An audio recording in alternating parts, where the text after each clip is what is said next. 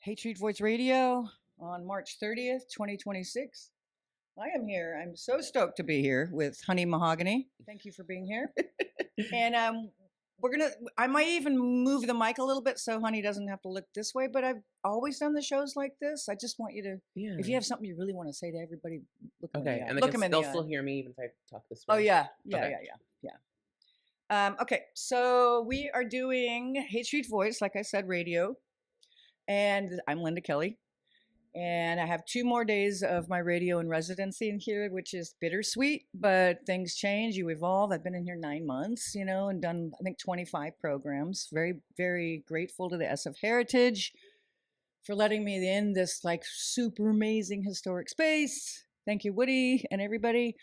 And so Thor, my wonderful friend at this point, and helps me with my grant writing and all of that, has helped me create a new program for Hate Street Voice Radio. This is the spiel, called Rising Voices and Messages from the New Counterculture. So what I'm going to do is read from this script for a second. We'll kind of set the stage. It says, and I'm reading verbatim. Welcome to Rising Voices, Messages from the New Counterculture. I'm Linda Kelly, Hate Street Voice Radio. For generations, the Bay Area has been a place where culture moves forward. Artists, activists, musicians, organizers, and everyday people have challenged the status quo and imagined new possibilities on how we live together, including loud cars driving by. Today, we find ourselves in another moment of change. Communities are asking difficult questions about equity, belonging, leadership, and the future of our cities. Rising Voices is a space for those conversations. In this series, we sit down with leaders, creators, and cultural voices who are helping shape what comes next. We ask 3 simple questions. Who are the voices of the new counterculture? What messages are they carrying? And how can we elevate those voices so that people can come together, gather strength, and create the change we need to see in the world? Today's conversation is a powerful place to begin. Woohoo! Okay, so thanks for being here on the Virgin episode of Rising Voices, everybody. Today I'm honored to speak with Honey Mahogany. Welcome. Happy to be here. Thanks for having me.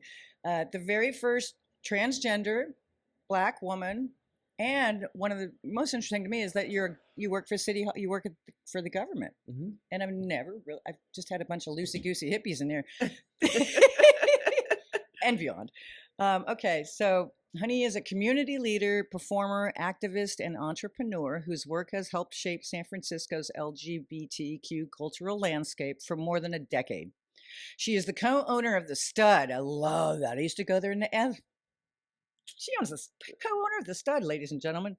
I love that. One of the city's most iconic queer nightlife institutions, and she has served in leadership roles advancing LGBTQ rights and political representation in California.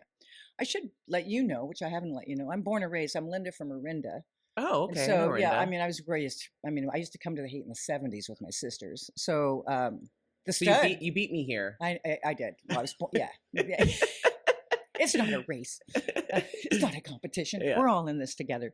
Through her work in community organizing, politics, and cultural leadership, Honey has been a powerful advocate for inclusion, visibility, and justice. God bless you. Seriously, thank you for your work. She is someone who understands how culture, community, and leadership intersect and why those voices matter right now. Honey Mahogany, welcome to Rising Voices. Oh, thank you so much for having me. It's an honor. We can do a little shaker. Yay.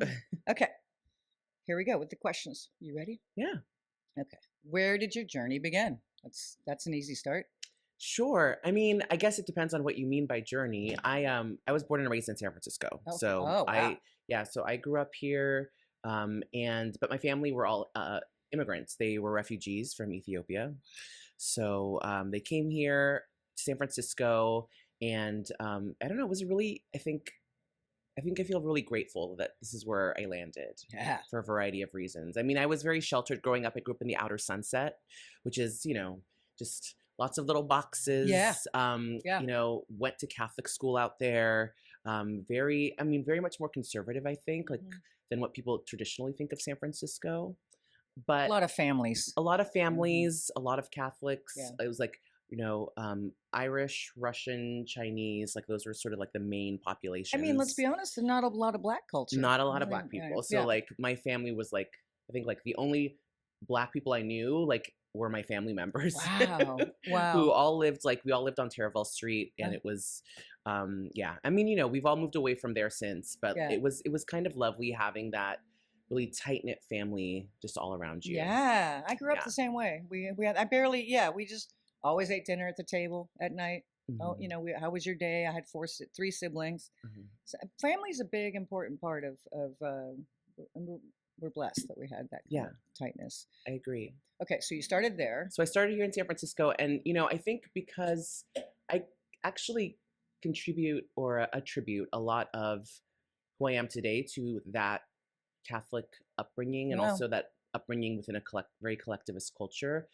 I think because specifically around the Catholicism, because I disagreed with so much of it, you know, Yeah. I was always very much a feminist. I was always very much about bodily autonomy, reproductive rights, you know, that we shouldn't discriminate against anyone. And so there were like some real, I think, conflicts. Like, you know, why could only men be priests? And, you know, luckily when I was going through school, like we went from having only altar boys to altar servers. So girls got to then be Oh altar servers as wow. well. But, you know, you still couldn't be a priest.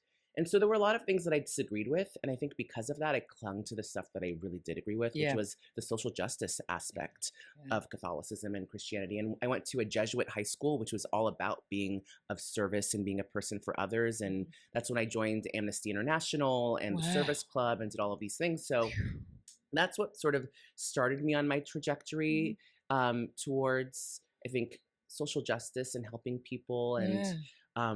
you know, it's funny because when I didn't come out in San Francisco, I came out when I went to college in LA.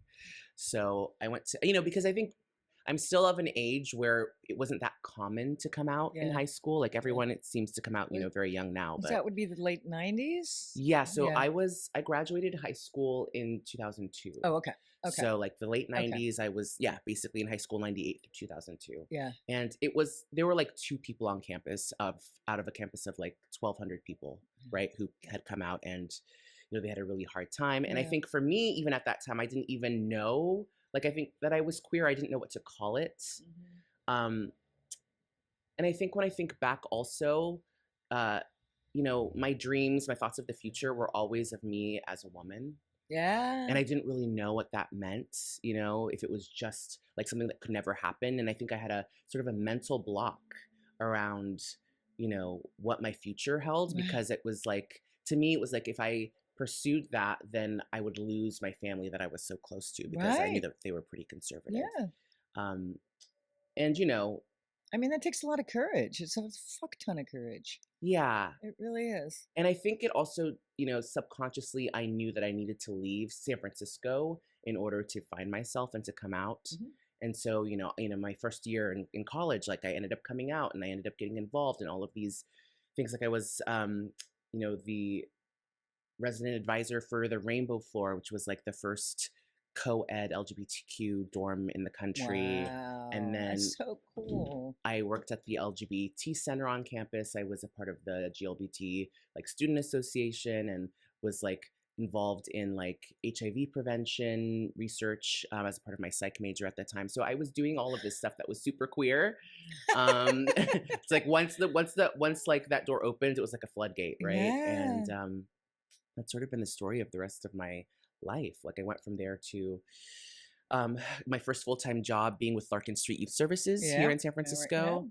And I did a lot of outreach within the LGBTQ community here. Mhm. And, you know, at some point I ended up actually being outed to my family, which then they actually sent me back home to Ethiopia to get away from like Oh negative no. influences. Wow. Wow. Wow. Wow. But it was actually a really positive experience for me, because I, one, got to really like connect with my family back home and the culture and get better at the language. But I also got an opportunity to work as an intern at UNAIDS, and learned a lot. Wait, I don't know what UNA's is. Like, you know, the United Nations. Oh, okay. So it's like their office on HIV and AIDS, basically. Okay. And Okay. so yeah, the UN and also the African Union is located in Ethiopia and in the capital in Addis Ababa. And Wow. that's so I got an internship there, and it basically made me realize that I never wanted to work for a really large international organization ever again, because it felt very cold, analytical, and like they weren't actually helping the people that they were there observing or supposedly like creating interventions for. Like I worked on this whole research project that looked at the cultural mechanisms that contributed to the spread of HIV. Right. I was doing this research project and I quickly realized like, well, this isn't like they're not actually even doing anything to implement any recommendations to like help the people and prevent this. Right. So that's what made me decide to pursue social work. So I ended up applying to social work schools while I was there. I got into UC Berkeley and also in Columbia. But I think I really wanted to go to Columbia, but I was just like, it was so expensive. And UC Berkeley, I was able to, again, be able to live on campus and be a resident advisor. So my housing and food was taken care of, got a little scholarship. So it was, and it was a UC. So, it was like $10,000 a year, $15,000 a year. So that's where my daddy went back in the day. And and it's a great school. So clearly. I ended up coming back home to California and getting my master's in social work. And then it was 2009. It was the financial crisis, that hit. But let me ask you something. You're educated? I mean, clearly you're a wicked smart person. But did you work really hard at your grades, or was it just kind of like naturally in you? You think, and or your passion for it that made it? I think I was always really inquisitive. Like I always liked to read, but I don't know that I wouldn't say that school was easy for me. I mean, I got decent grades, and but I had to work at it a bit. Right. Yeah. So I think that I by the time I finished my master's, I was like, I need a break. I'm kind of done with school. And I ended up getting actually a job right away at the Rainbow Community Center of Contra Costa County. Okay. So they served all of Contra Costa County, Orinda, everything from like Black Rock to Richmond to Pittsburgh and Antioch. And so I was born in Walnut Creek, so I hear you. So I was their first full-time employee, and I helped set up their mental health program, and then also ended up taking over their youth program. And we ended up being the first LGBT center in the country to have an MOU, a memo of understanding, with our local school district. And we started doing outreach to set up GSAs and doing some really great work. And from there, I started, while I was working at the Rainbow Community Center, I actually saw a lot of people displaced from San Francisco who were being pushed out of public housing, a lot of trans people specifically, and they were being put in places like Pittsburgh and Antioch without any sort of, resources, connection, no real good public transit, so much discrimination, both like transphobia and racism out there. I mean, there's like the Proud Boys and all those people. It's really conservative sad. parts of the. I mean, I think the further out you get from San Francisco and like San Francisco, Oakland, Berkeley, the further away you get from there, the more conservative it gets. And there's like Los Angeles, obviously, and then the further out from there you get, like towards Bakersfield or whatever, like it starts getting really conservative. So, anyway, the work I saw, those folks were that I saw in like Pittsburgh and Antioch, they really started to decompensate a lot. And one of them, I remember one of our clients wasn't able to make it in very often and actually ended up, overdosing. And, thankfully she didn't pass away, but it was like a very close call. And so that's what really got me interested in getting back involved in San Francisco and really seeing how can we do some anti-displacement work, like the people who make San Francisco special and wonderful, like how do we preserve the culture that makes San Francisco what it is. How do we not prevent like the city from growing and like more people living here and building more housing and like but also how do we make it more affordable? And so that's what got me sort of pulled back into San Francisco. And I worked on got involved with the Stud to save the Stud from closure. Formed the Stud Collective. We became the first LGBTQ nightlife venue in the country to become a collective. And it's a legacy building, it's clearly. Yeah, it's the oldest queer bar in San Francisco.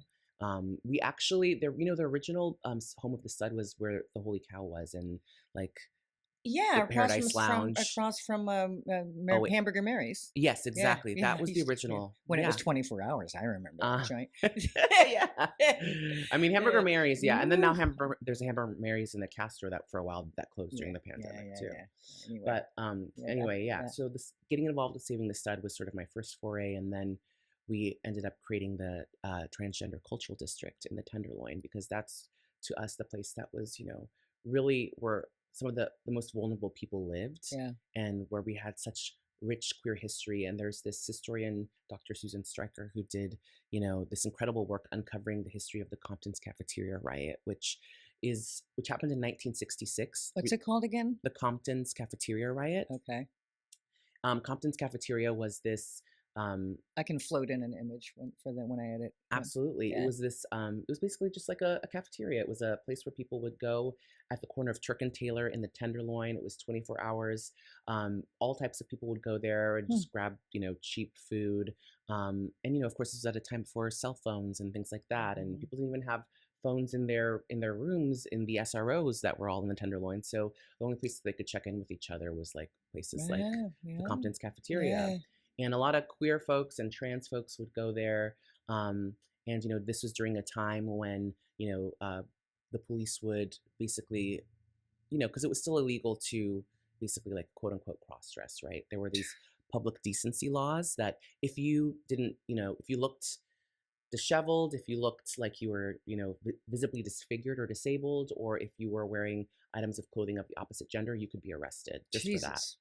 And this is late. Like, this is what year in are the we at here? 60s. Yeah. Okay. So those laws were still on the books in the 60s. Yeah. And so but they would allow these activities in certain places like the Tenderloin. And in fact, do you know how they got the name of Tenderloin? It's the piece of meat of the cow that is the juiciest.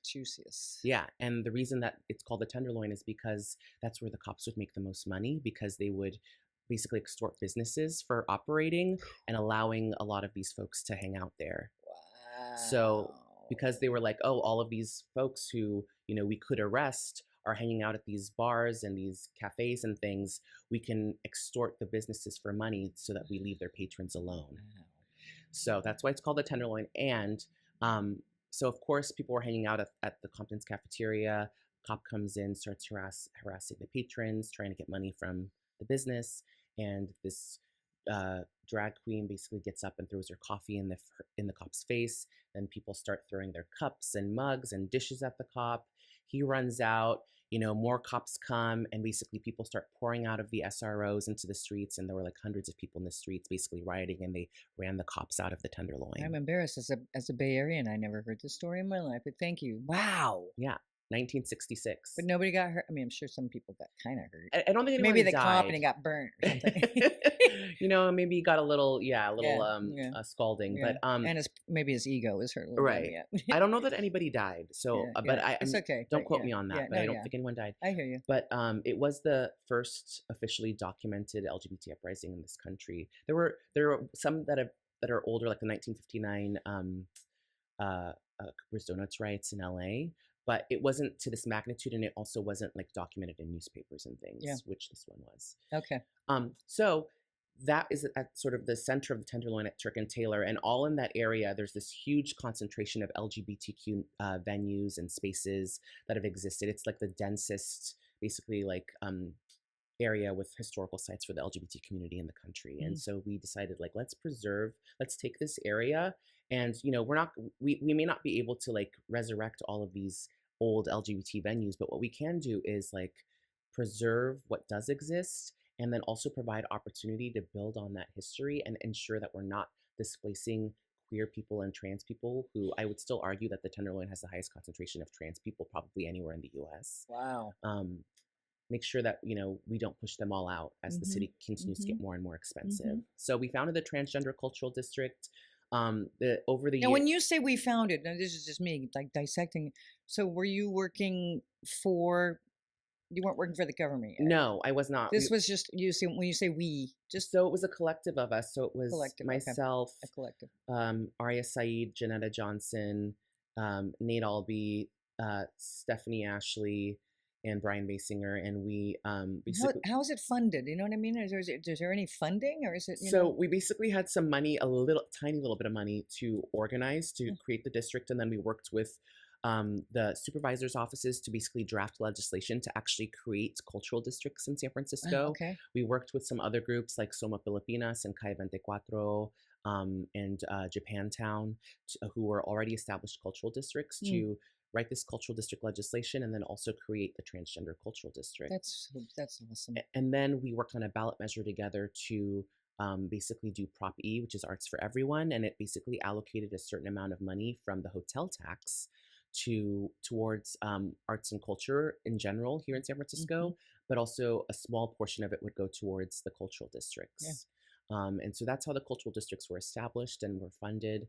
Unfortunately, over the years, like when the pandemic happened, obviously, like the hotel tax took a huge dive. Yeah, and that yeah, money yeah. went down. Yeah, yeah, yeah. Two, the pot of money was reduced by the city because the city was struggling financially. And then Yeah. three, we built more and more cultural districts like the American Indian Cultural District.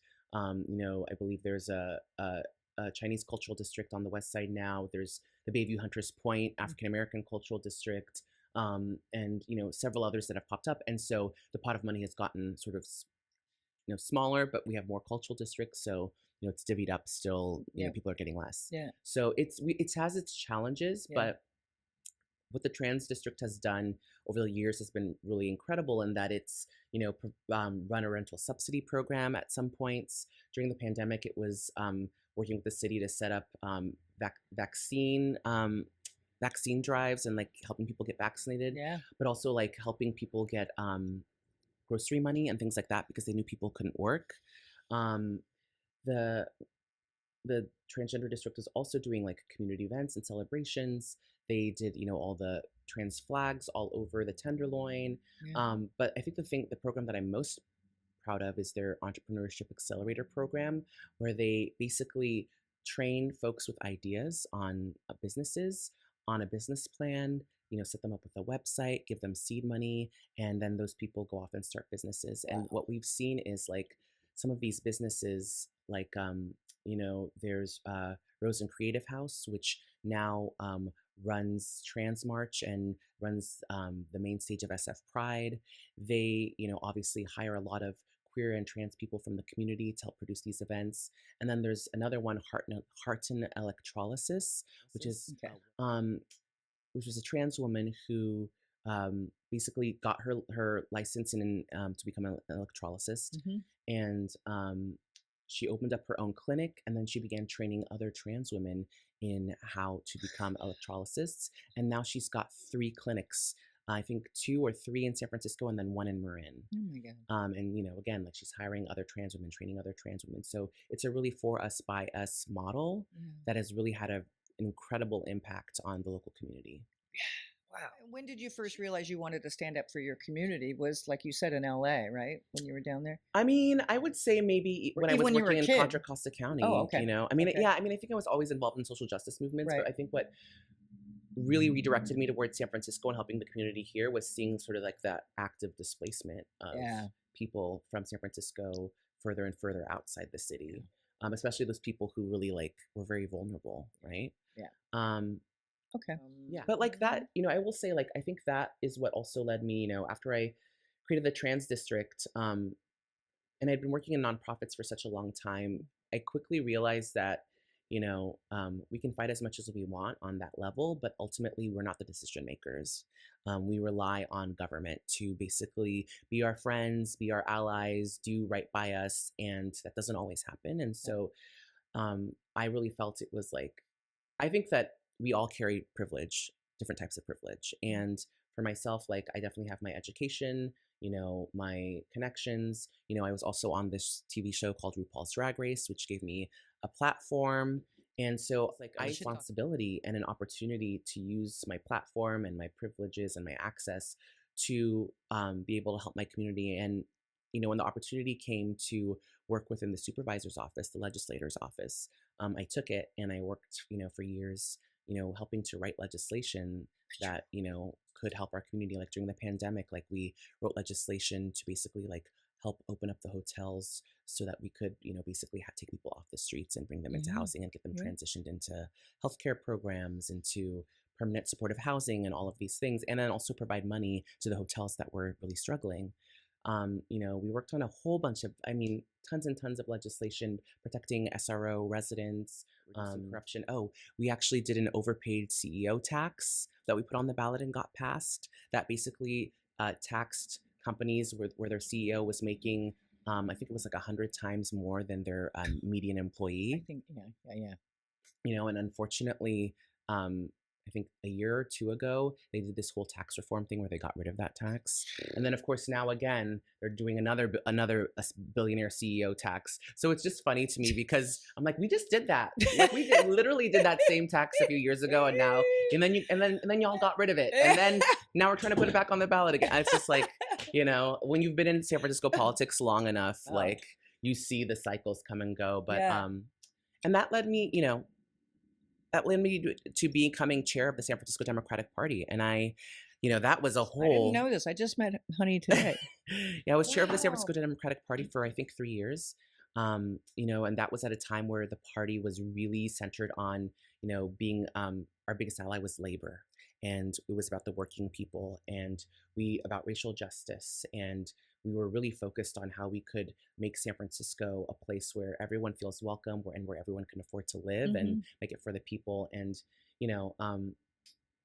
I think over the years, like we've seen unfortunately like the swing to the right, and we in San Francisco, and we're seeing that, in our electoral politics and within our local Democratic Party, and I just think it's really important that we not give up and Yeah. that we find ways to make it work and continue to push for social justice. Yeah. And I will say that, thank God for Thor. Love you, Thor. My grant person who's helping me so much and shape where we're going is there's a lot of beautiful, longtime San Francisco family philanthropic people that are realizing now more than ever is important to invest and help. yeah. So all the folks that have supported Hate Street Voice, I am ever grateful. Like, it's amazing. Like, Yeah. Well, I could talk about like drag race around okay. that. Oh yeah, right. Perfect. know? RuPaul. So, Yeah, let's do that. I think Whee! early on in my career, like my career as a drag queen, so funny because I remember that I used to be really like into the show America's Next Top Model. I was like, that was Oh just like yeah. one of the like old, and like of course now all these like horrible things are coming out about like what the girls went through and experienced. But I will just say like reality TV is a very exploitive industry, from firsthand knowledge, and but at that time reality TV was still new. Like we hadn't figured out like Oh yeah. what was going on. It was just sort of this new thing. And you were in the LA culture big time at this point, right? I mean, I had been when I was in undergrad, and then I Right. came back to the Bay Area for grad school and stuff. Okay. So I was living here in Contra Costa County in San Francisco Right. as a social worker, and then I was Right. also doing drag at night. Okay. So I was, performing at like Truck and the Stud and just sort of all over, like the Lookout, the Edge, Midnight Sun, and or DNA Lounge, like Oh all these yeah. different places, Paradise Lounge, Right. back. Yeah. But I did perform at a couple times at Underground SF. Okay. Yeah. Down there. Uh-huh. Mm-hmm.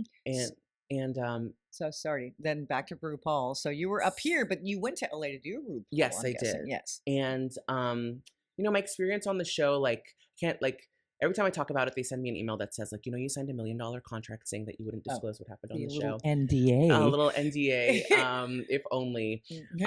But what I will say is that it is it's not scripted, but it's a highly produced television show. And I think it was really hard for me because I didn't really understand the reality TV model, and I'm a very like balanced and calm and self-assured person.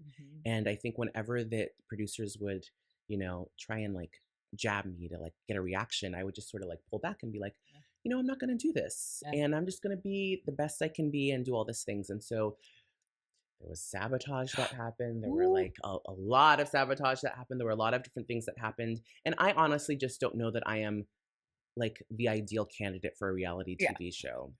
And so I lasted 4 episodes, and then they eliminated me in I think the only way that they could, because I did well enough. Like I did like well in all the previous episodes and the challenges, and almost won once. Well, you're easy on the eyeballs. Come on.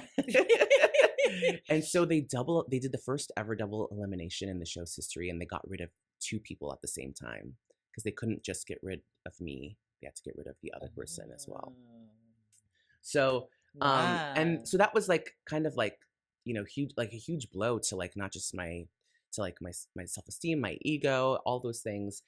But the craziest part was that when I got back home, like literally I opened up my email. By the way, before I got on Drag Race, I should back up. And sorry, this is a little So no, messy. again, we're good. We like messy here. But I'm going to back up and say I was about 28 at this time, which was my Saturn's return. Oh yeah, I know And astrology. Yeah. yeah, Oh yeah, and I you get to remember know who you are at that point. You know exactly. damn well who you are. And so I was just at that time I was working as a social worker. I was doing drag at night, and I remember just like opening myself up to the universe and just praying and being like, like show me the way, like what should I be doing right now? How can I like be my best self? And I kid you not, I got 3 phone calls within the next week. One from America's Got Talent, one from The Voice, and one from RuPaul's Drag Race.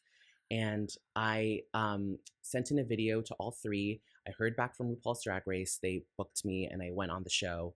I come back and in my email box was a response from America's Got Talent. And they were like, hey, we want you on the show. This is the audition date. And so I respond because I'm like, oh my gosh, I was out of touch for a couple of weeks. Can I still come? And they said, well, let us check. And they got back to me basically the next day saying like, yes, come tomorrow at noon and we'll see if we can fit you in. By the way, when I got off of Drag Race, my immune system was all shut down. I ended up getting like the worst colds that I've ever had in my life. So I was like dying, but I was like, I can't miss this opportunity. No. So I go, I'm like in drag, done up.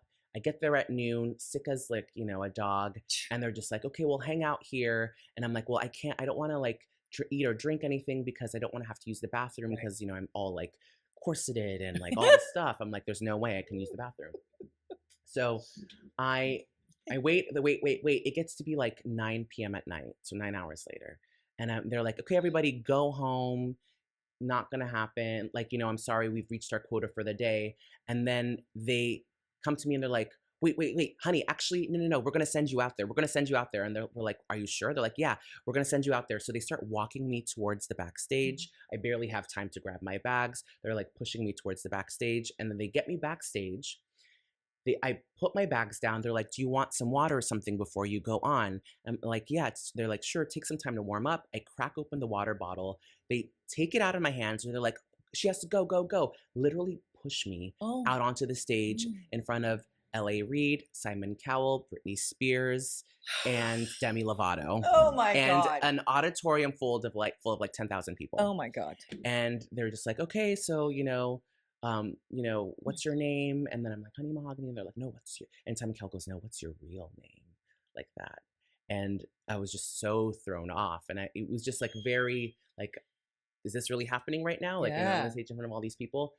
Anyway, we get through that. And then they're like, okay, now you sing. And then I sang and it was not my best performance. The audience was like half with me, half against me. And anyway, and they basically all are like, no, like, we're not going to take you. And so it was, I don't know, like, it was like one of those experiences where it's like, okay, I'm literally like someone's like worst nightmare. Like if you had a nightmare that if you were a performer, like what would your worst nightmare be? Right, it would be that. Like being on a stage in an auditorium filled with 10,000 people, like on national TV. If you're going on the big picture of the astrological, it was the universe saying, no, you're not supposed to be here, girlfriend. Right? Well, I think, right? I mean, exactly. And I think it was also like, for me, it was like, I've lived through the worst experience that I can imagine. Oh, okay, yeah. I can do anything now. Yeah, oh yeah. I can do anything now. Yeah. And so it really was like a trial by fire where it, I think, kind of forged me into steel, and really like prepared me in so many ways for entering the realm of San Francisco politics, which many people say is probably the toughest political scene in the country. It's like it's been called a knife fight in a phone booth. And so it was in many ways, I think, just sort of preparing me for my next steps. Wow. And what year was that? Just to kind of like get my head around it. Oh my gosh. Okay. That was 2012 or 13. Okay. It's like 15 years ago. Yeah. Okay. And so you do freeform again, but so you literally go down to the White House, to the city hall, like every day, like you have an. I did. Do you know what I mean? Yeah. Like when you first started, but now it's like more you just go to the. I don't know how it works. This is not my wheelhouse. Well, I mean, currently, so my current job now is I'm the director of the Office of Transgender Initiatives. So I basically run my own little like mini office within a department. Okay. So I have a couple employees, Mhm. and then I also have an advisory committee. Mhm. And then we are, we used to be an independent department, and then they kind of reorganized everything and they Yeah. moved us under another larger department. So now we're under the Human Rights Commission, um, which is, it has its challenges, but also like it is an opportunity to work with other like-minded offices like the Office of Racial Equity and the Department on the Status of Women. Mm. We actually share an office now with the Department of the Status of Women, which is kind of cool. And like, we can collaborate and sort of work together a little bit more. I just find it so fascinating, honey, that like you mean from like the whole glam of being on the RuPaul thing and then AGT and then but then you work in a government office. I mean that's such a like a and then performance, and all of it, drag stuff, which is wide open and free, this incredible spirited, beautiful thing to not to downplay government, but to like government offices. I mean, it is a really amazing polaric reality. Your little life trajectory, not little, your big life trajectory. It's fascinating. Yeah, I mean, I think to me, I need like we're all multidimensional people, Yeah, right? I mean, I yeah, think that we all have different sides to ourselves, and for yeah. me, like art can be work, but it also like feeds my soul in a way. So like I still perform every once in a while. Mm-hmm. The favorite way in which I've been performing most recently has been with my band. I have a band called Commando. It's like a new metal band. Wow. I'm one of the singers. Where does Commando perform? What So venues? we haven't performed in a while. The Oh, last place we performed was the main stage at SF Pride, but we so we also perform. performed at Bottom of the Hill. We performed at Oh wow. Folsom Street Fair. We performed at we went to South by Southwest and performed down there. I gotta Um, check out Commando. yeah, we've done Wow. some really fun gigs. Wow. Okay. Okay, this is the next sort of like changing the Rising Voices sort of program that we're trying to figure out. This is about the moment we're living in now and what feels different about the cultural moment we're living in right now as opposed to, I mean, this is the hate Ashbury, so let's get real. It's not the Harvey Milk days. It's not the hippie, all Mm-hmm. of that. Yeah, go ahead. Have a big, I can have some water too. So, what feels different about the cultural moment we're living in right now? Um, What challenges are communities facing today? And where do you see resilience or strength emerging? yeah, I mean, Those are I think late stage capitalism is a really hard time to find yourself. Um, um, I mean, That's hilarious. I think I think of my friends, for example, who are of a little bit of an older generation who, came to San Francisco when they were young and, were able to live in an amazing Victorian, have their own bedroom and bathroom, and be able to work like 1 or 2 days a week at a coffee shop and be able to pay rent and Mhm, live life. And, mhm. you know, like that was a time where people could dedicate like a tremendous amount of time and resources to creating art just for the joy of it. Yeah. And some incredible art came out of that time. Mhm. And it's just not a reality for people in San Francisco anymore. Like people are working 3 or 4 jobs, 80 hours a week in order to just make rent. And then if they want to do like art or do other things on top of that, like that is just like, another thing that they have to do. Mhm. And so I think it is a really hard time to be an artist. It's a really hard time to like find spaces for counterculture, and yet I think those spaces do exist, and I think maybe because it is so much harder in some ways, like those spaces become even more special. um Exactly. Exactly. I mean, we do have the Counterculture Museum right over there. Right over Absolutely. there. Yay. We love You you saw me sharing this walking stuff. towards it earlier. I I was like, did. I was like, oh, that must be yeah, it. yeah. That must And so I think that, yeah, we are living in a time now where just because things are so expensive, there's so much pressure on people to make money, and then even when you do make art, that art be something that you're able to commodify so you can keep doing it. It's just a different time. So I think that makes things difficult, but I think it's in some ways more important than ever that we have those spaces Mhm. and those artists, because we need folks to push back against sort of this mind-numbing, not just the commodification, but the sort of um, hegemony of like sort of tech culture and Mhm. everyone sort of like looking the same, being, fed into these information streams Right. that sort of separate us and divide us. And yet, like, also like force people to conform to one side or the other. Totally. And so we lose the ability to talk to one another, to find solutions, to create community. That's kind of what that's thank you. That's kind of what, in my estimation, we all like I'm doing this. I mean, I live alone. I choose to live alone. I love living alone. I love my cat. Shout out to my cat Amika. Uh, and I live 2 blocks away, and I love doing what I'm doing on my own kind of thing. And this has been 11 years now. I've been doing this, and I'm part of this community. But creating a space where it's not just me and somebody talking, it's where we can meet, once a month in the hate where we live, like whatever that space looks like, is just and having the conversations, but creating space for that. I think it's really important so we don't feel so isolated. Yeah. It's very and oh my God, I made this beautiful painting. Nobody wants to buy it. How do I, connecting with each other? It's really important.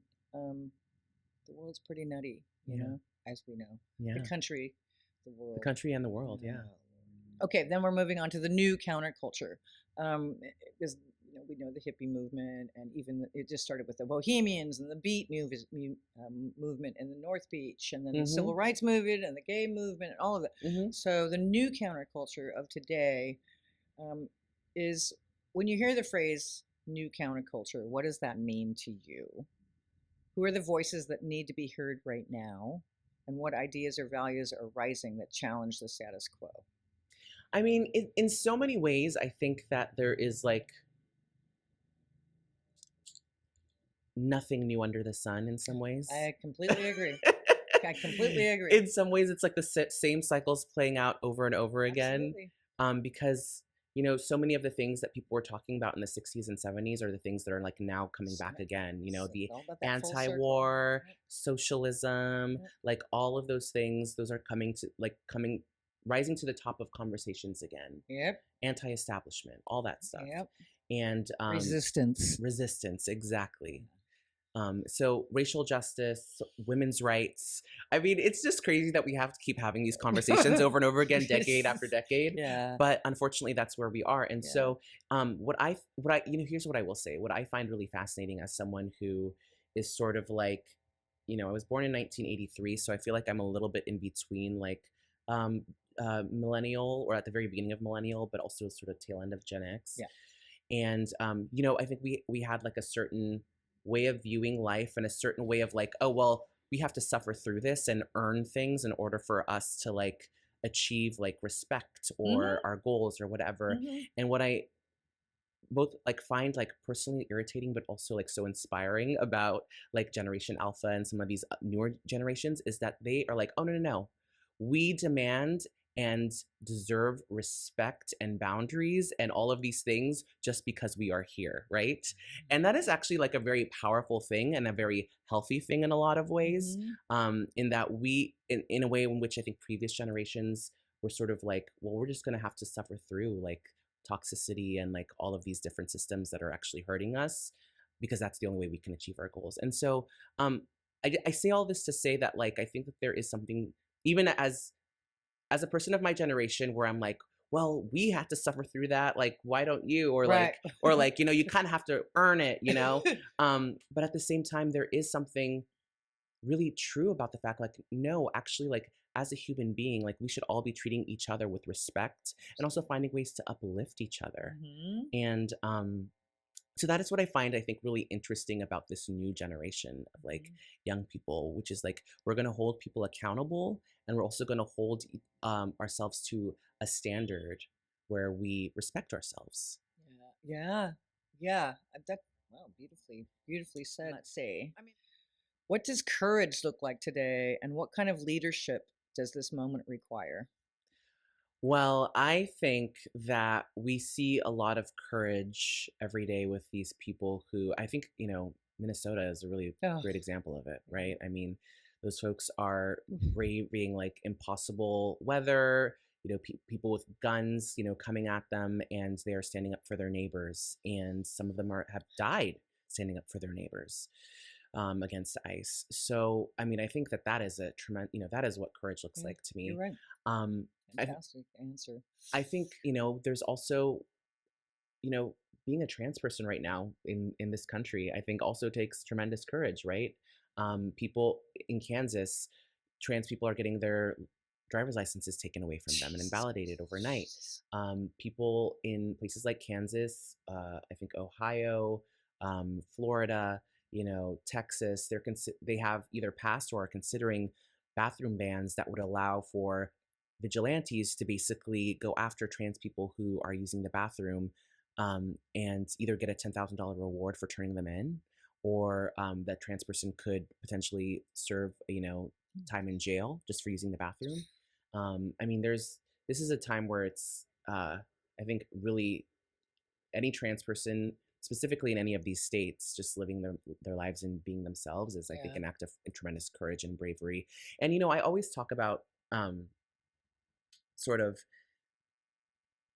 trans people have always existed. Like, people want to bring up that, being trans is something new, or it's something that has just sort of like come up over the last few decades. Maybe we've had the language that we use now here in this culture just in the last few decades, but trans people have always existed. In fact, in the oldest writings known to man, they come from ancient Sumeria, and it was actually the very first author was a woman.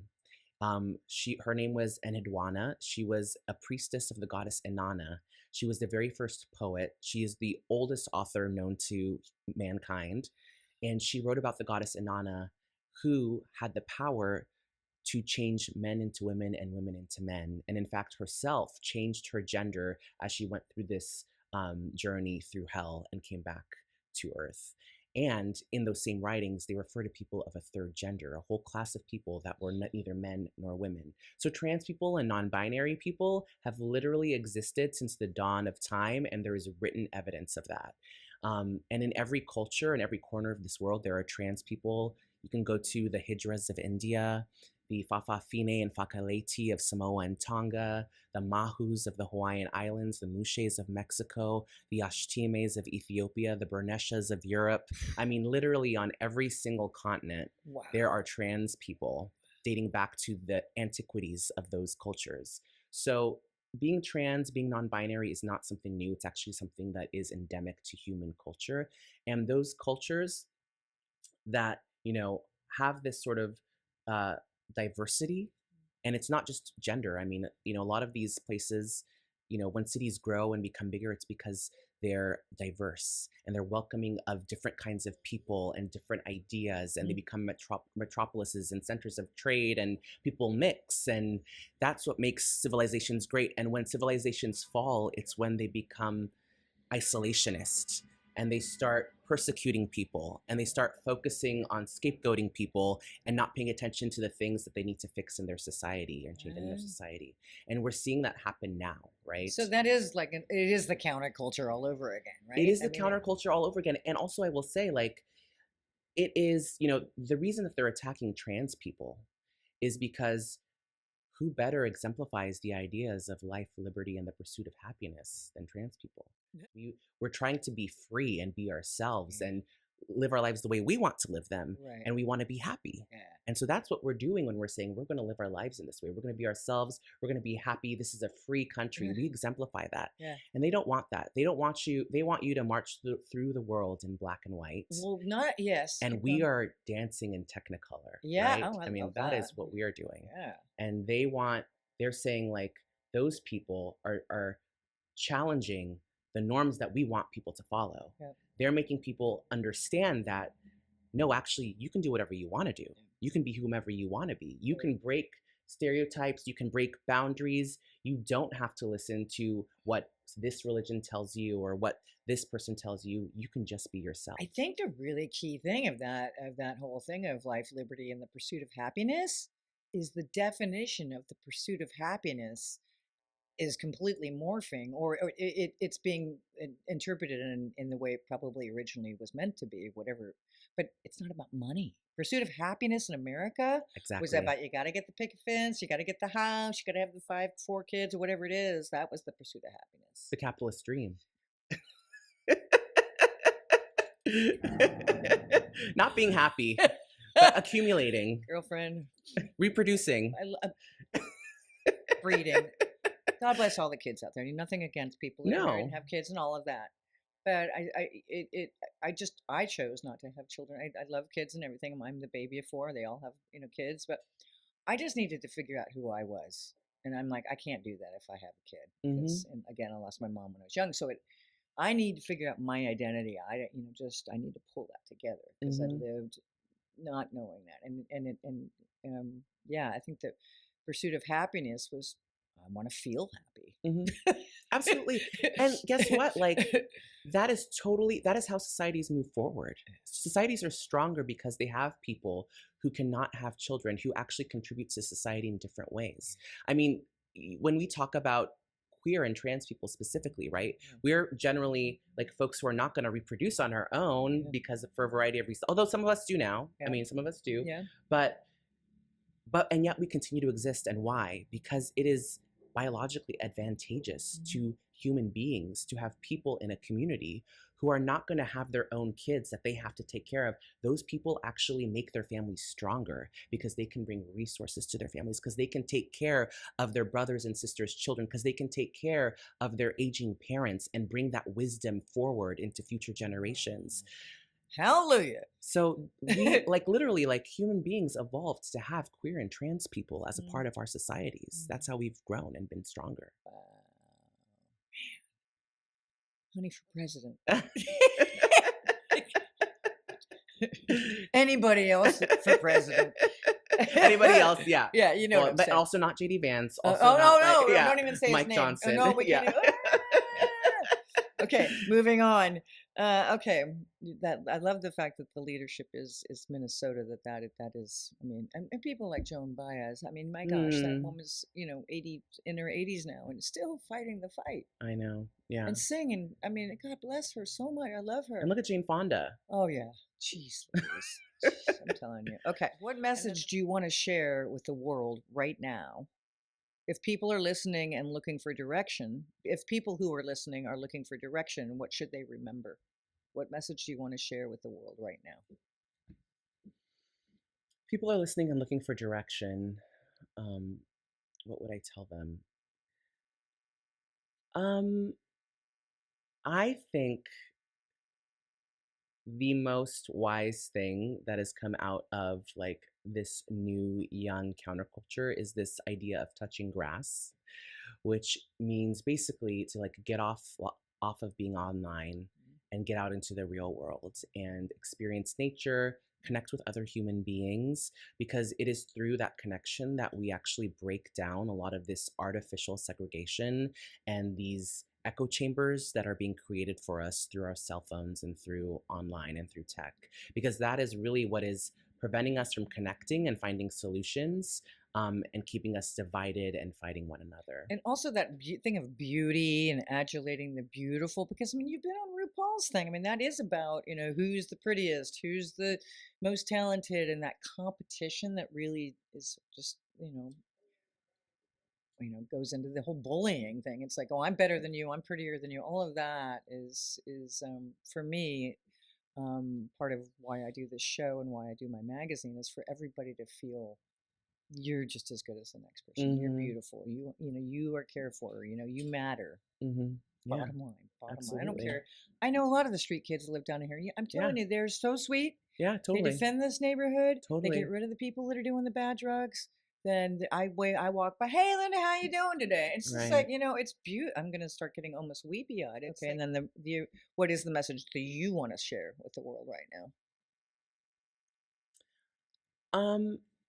I do think that we are going through a moment of incredibly painful change, but it is just a moment. I think that we're going to come through this. We got the fire horse on our side. That's right. Here we go.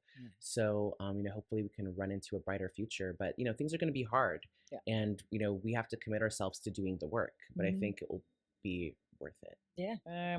Gathering strength. How do we bring people together in this moment? What does solidarity look like right now? And what gives you hope? Well, I think what gives me hope is that so many of the people who are in charge of the right wing movement right now in the US are so incompetent.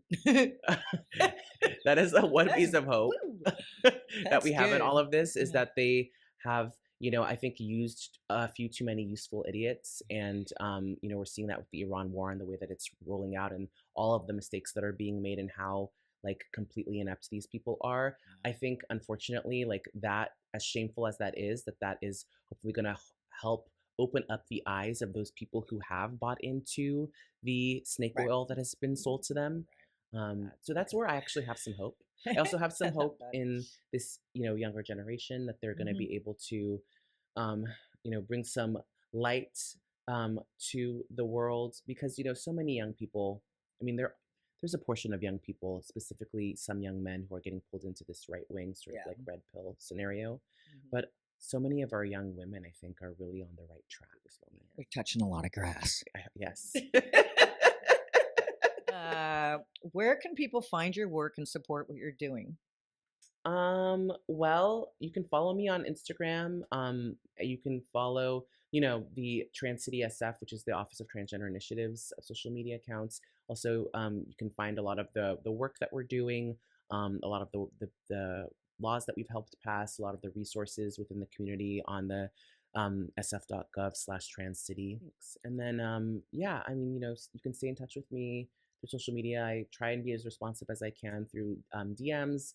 But that's where I try and post as much information about what's going on and how people can get involved. And how we can go see Commando? Yes, I'll post that there too. All right, this is my own organic, because God bless Thor for helping me with this. But I like to ask people. Listen, I can open the window now.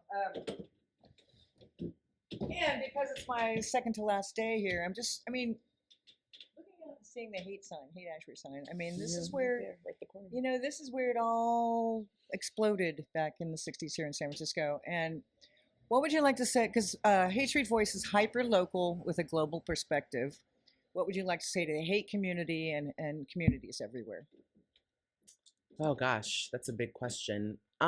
I think I would just like to say that, San Francisco is one of the most special places in the world, and the Hate Ashbury is definitely at the heart of it. So I'm really proud to have been born and raised in San Francisco. I'm really proud of the city's history. And, I don't think that it's something that can ever be erased. Yay. Yeah. Thank you, honey, for joining us on Rising Voices, Messages from the New Counterculture.